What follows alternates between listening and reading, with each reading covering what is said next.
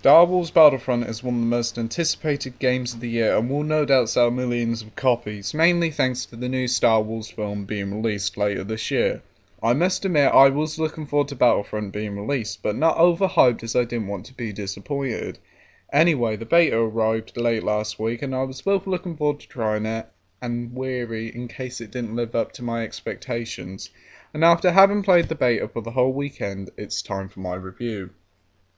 The beta of Battlefront includes 3 different modes to try: Survival, Walker, Assault and Drop Zone, and I will talk about each one of these modes in detail.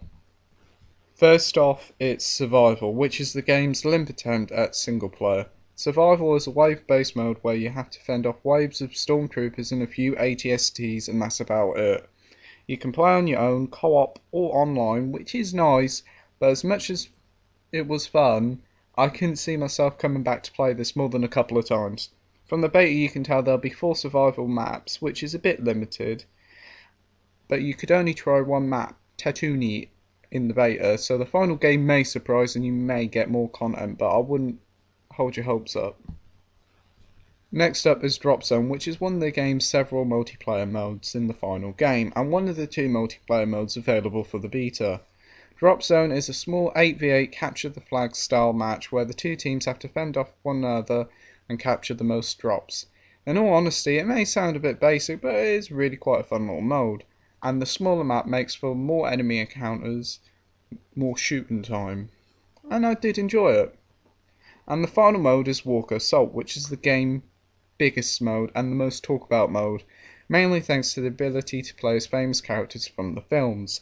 Walker Assault is a 40-player match where the rebels have to defend a base and fight the Imperials and a couple of joint AT-ATs before they destroy it. I can understand the hype for this mode, as it's full on war and it certainly feels exhilarating going through the match.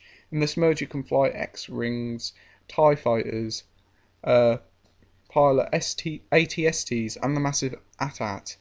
But while this is fun, some of the vehicles have a time limit, mostly the AT-AT, which is silly, as you may get to use the AT-AT at the start of the match, where the AT-AT is absolutely pointless. It's far too slow and out of the action, and doesn't make a really pivotal role until later in the match.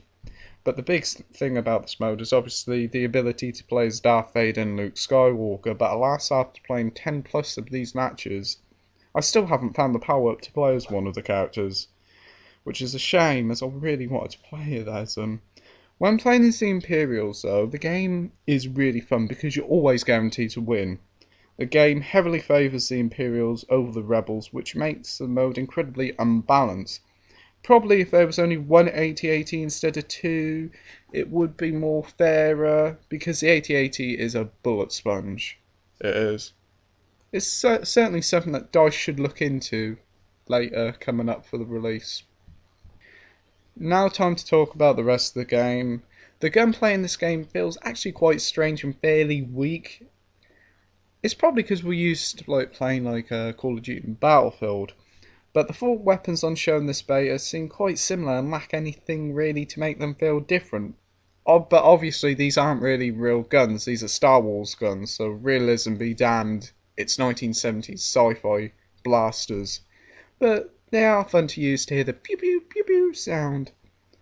Graphically the game looks phenomenal and is incredibly authentic to the Star Wars franchise, from the dusty wastelands of Tatooine to the superb snowy wonderland that is Hoth.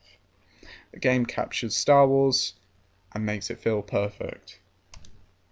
The sound also captures that Star Wars feel perfectly as well, with D.I.C.E's fantastic attention to detail with the sounds of laser guns, pew pew pew, obviously they sound better than that, to the authentic Star Wars tunes playing through the matches.